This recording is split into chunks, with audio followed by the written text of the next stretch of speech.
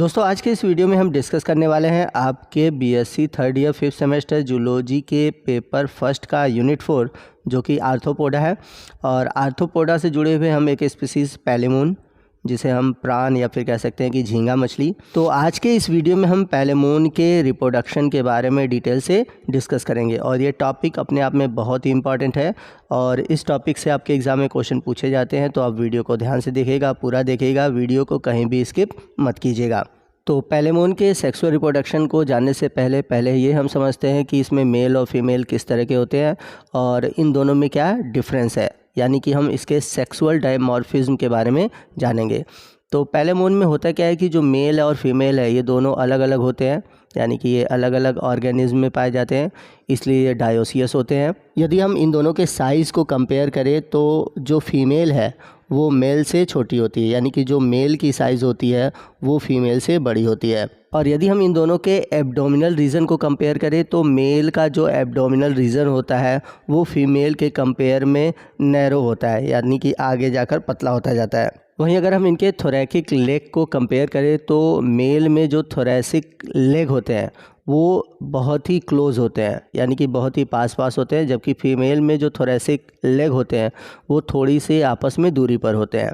वहीं अगर हम बात करें सेकंड चिलेट लेग की तो मेल में जो सेकंड चिलेट लेग होता है वो लंबा होता है, स्ट्रॉन्गर होता है और ज़्यादा स्पाइनी होता है, यानी कि उसमें कांटेनुमा संरचना अधिक पाई जाती है, जबकि फीमेल के केस में इसका उल्टा होता है। और यदि हम बात करें इसके जेनाइटल ओपनिंग की, यानी कि इसके मेल और फीमेल पोर कहाँ पर खुलते हैं, तो मेल के केस में जो जेनाइटल ओपनिंग होती है वो कॉक्सी के जगह पर जो 5th नंबर का पेयर का लेग होता है वहीं पर खुलता है, जबकि फीमेल के केस में ये 3rd पेयर के जो लेग होते हैं वहाँ पर खुलते हैं। तो सबसे मेन डिफरेंस है मेल और फीमेल का कि मेल में 5th पेयर ऑफ लेग पे ओपन होते हैं और जबकि फीमेल के केस में 3rd पेयर ऑफ जो लेग्स होते हैं वहाँ पर इनके जेनाइटल ओपनिंग ओपन होते हैं। तो मेल और फीमेल पैलेमून में क्या डिफरेंसेस हैं उन्हें मैंने यहाँ पर एक टेबल के रूप में दे रखा है, आप उसको नोट कर लीजिएगा और अपने नोट्स में इसको मेंशन कर लीजिएगा।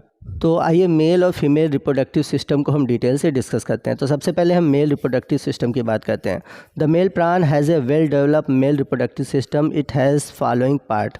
तो जो मेल प्राण होता है इसका वेल डेवलप्ड रिप्रोडक्टिव सिस्टम होता है और इसमें कुछ पार्ट जो होते हैं वो दिए गए हैं। सबसे पहले है testis, they are 2 in number. तो ये जो टेस्टिस होता है 2 नंबर में होते हैं, यानी कि इनकी संख्या 2 होती है और ये दोनों ही लंबे और लंबे होने के साथ साथ सक्रिय होते हैं। They are present on the posterior half of the hepatopancreas and beneath the pericardial sinus and heart। तो ये जो टेस्टिस होते हैं ये हिपेटोपैनक्रियाज के पीछे और जो पेरिकार्डियल साइनस है हार्ट का उसके नीचे की ओर पाए जाते हैं। तो ये जो टेस्टिस होता है ये आगे की ओर रेनल सैक तक और पीछे की ओर एब्डोमिनल सेगमेंट तक फैला होता है। तो यहाँ पर आप फिगर में देख सकते हैं ए जो नंबर है ये मेल रिप्रोडक्टिव ऑर्गन्स है और आप देख सकते हैं कि इसमें 2 टेस्टिस है और इन 2 टेस्टिस के बीच में आपको एक गैप दिखाई देगा। और बी वाले फिगर में आप इसकी हिस्टोलॉजी को देख सकते हैं, यानी कि टेस्टिस के ट्रांसवर्स सेक्शन को देख सकते हैं। तो ट्रांसवर्स सेक्शन के बारे में हम आगे डिस्कस करेंगे। और सी वाला जो पोर्शन है, यानी कि ये जो सी वाला फिगर है ये इसके स्पर्म को दिखाता है कि कैसे इसमें किस तरह का स्पर्म होता है। तो आइए हम बात करते हैं टेस्टिस के हिस्टोलॉजी की। Each testis is consist of a large number of coiled, narrow and thin walled seminiferous tubules embedded in connective tissue। तो यहाँ पर जो टेस्टिस है ये बहुत सारे सेमिनिफेरस ट्यूब्यूल से मिलकर बना होता है जो कि कनेक्टिव टिश्यू में पाए जाते हैं और इनकी जो संख्या होती है बहुत सारी होती है और ये कॉइल्ड फॉर्म में होते हैं। तो यहाँ पर आप इसके कनेक्टिव टिश्यू को देख सकते हैं और इस कनेक्टिव टिश्यू में आपको सेमिनिफेरस ट्यूब्यूल्स भी दिखाई देंगे और इन्हीं सेमिनिफेरस ट्यूब्यूल से स्पर्म का फॉर्मेशन होता है। तो अब ये जो जर्मिनल एपिथेलियम है, यानी कि ये जो सेमिनिफेरस ट्यूब्यूल्स हैं ये जाते हैं स्पर्मेटोजेनेसिस में और फॉर्मेशन करते हैं स्पर्मेटोजोआ, यानी कि स्पर्म का। A mature sperm consist of round cytoplasmic body contain a large dark crescentic nucleus and a tail like blunt process. तो यदि आप मैच्योर स्पर्म को देखेंगे तो इसमें एक लार्ज राउंडेड साइटोप्लाज्मिक बॉडी होती है जिसके अंदर एक डार्क कलर का क्रिसेंट्रिक न्यूक्लियस होता है और इसका जो टेल होता है वो ब्लंट होता है। तो आप अपने राइट साइड यानी कि सी वाला जो फिगर है ये स्पर्म का है, और आप देख सकते हैं कि कैसा इसका ऊपर वाला जो हेड वाला रीजन है वो राउंडेड है और इसमें एक डेंस न्यूक्लियस पाया जा रहा है, और इसका जो टेल है वो ब्लंट है। अब टेस्टिस के बाद जो अगला पार्ट है वो है वासा डिफरेंशिया। तो टेस्टिस से जुड़ा एक लॉन्ग नैरो डक्ट होता है, यानी कि एक पाइप होती है जिसको हम बोलते हैं वासा डिफरेंशिया, और ये हिपैटोपैंक्रियास की ओर जाकर थोड़ा सा कॉइल्ड हो जाती है। तो यहाँ पर आप फिगर में देख सकते हैं, यहाँ पर आप देखेंगे ये वासा डिफरेंशिया है जो कि ऊपर की ओर जो है थोड़ा सा कॉइल्ड फॉर्म में है, यानी कि एक तरह से कॉइल्ड के रूप में स्ट्रक्चर बना रहा है। वासा डिफरेंशिया के बाद है सेमिनल वेसल्स। तो सेमिनल वेसल्स क्या होते हैं?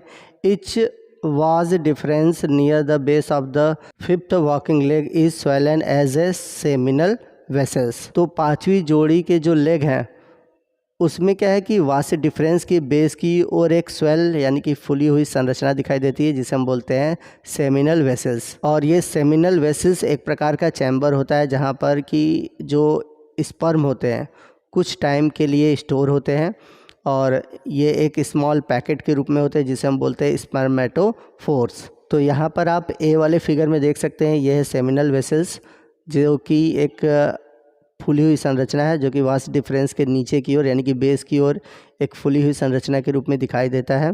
इसके बाद मेल का जो लास्ट रिप्रोडक्टिव पार्ट है वो है मेल जेनाइटल पोर, या फिर कह सकते हैं मेल जेनाइटल ओपनिंग। तो ये जो सेमिनल वेसल्स है वो नीचे की ओर एक पोर में खुलता है जिसे हम बोलते हैं मेल जेनाइटल पोर, और ये जो ओपनिंग है ये मेल में फिफ्थ पेयर का जो वॉकिंग लेग है वहीं पर खुलता है। Etch opening is guarded by the small flap. तो हर एक जो ओपनिंग होती है एक स्मॉल फ्लैप के यानी कि एक तरह से कह सकते हैं कि एक पंखनुमा संरचना से कवर्ड होती है। तो यहाँ पर आप फिगर में देख सकते हैं, यहाँ पर आपको दिखेगा सेमिनल वेसल्स के नीचे की ओर मेल जेनाइटल पोर जो कि फिफ्थ वॉकिंग लेग में जाकर खुलता है। अब हम बात करते हैं फीमेल रिप्रोडक्टिव सिस्टम की। तो फीमेल रिप्रोडक्टिव सिस्टम में बस दो ही संरचना पाई जाती है। तो एक पेयर होता है ओवरी और एक पेयर होता है ओविडक्ट। तो दोनों ओवरी की जो पोजीशन है वो एक समान होती है, जैसा कि यहाँ पर देख सकते हैं एक ओवरी इस साइड है और दूसरी ओवरी जो है वो इस साइड है। तो यहाँ पर फिगर में आप देख सकते हैं यहाँ पे दो ओवरी है, दो ओविडक्ट है और दो फीमेल जेनाइटल पोर हैं जहाँ पर जाकर ओवरी खुलता है। और फीमेल के केस में जो जेनाइटल पोर है यानी कि जो फीमेल जेनाइटल पोर है वो थर्ड वॉकिंग लेग में जाकर खुलता है। तो यहाँ पर आप देख सकते हैं दो ओवरी है, दो ओवरी के बीच में गैप है जैसा कि मेल में था। क्यों है? क्योंकि यहीं पे कार्डियोपाइलोरिक स्टैंड यहाँ से होकर गुजरता है, इस वजह से यहाँ पर आपको गैप दिखाई देगा। आइए नेक्स्ट हम बात करते हैं प्रॉन के फर्टिलाइजेशन और डेवलपमेंट की। तो प्रॉन कब ब्रीड करता है? तो ये रेनी सीजन में यानी कि मई जून जुलाई के समय ब्रीड करता है, और इसके जो एग होते हैं वो राउंडेड और यॉल्क फिल्ड होते हैं। फर्टिलाइजेशन इसमें आपको एक्सटर्नल दिखाई देगा। During copulation a male puts the female down on the her back and deposit sperm on the ventral surface of the near female genital pore. तो जब इनमें मैथुन क्रिया होने वाली होती तो जो मेल है अपना जो स्पर्म है वो क्या कहता है कि फीमेल के वेंट्रल सरफेस पे जो फीमेल जेनाइटल पोर है उसी के पास डिपॉजिट कर देता है, वहीं पर छोड़ देता है। तो इसके बाद होता है क्या है कि जो एग है वो फीमेल जेनाइटल पोर से बाहर आता है और फर्टिलाइज हो जाता है क्योंकि वहाँ पर ऑलरेडी स्पर्म पड़े होते हैं। तो इस तरह से इनमें जो फर्टिलाइजेशन होता है वो एक्सटर्नल होता है।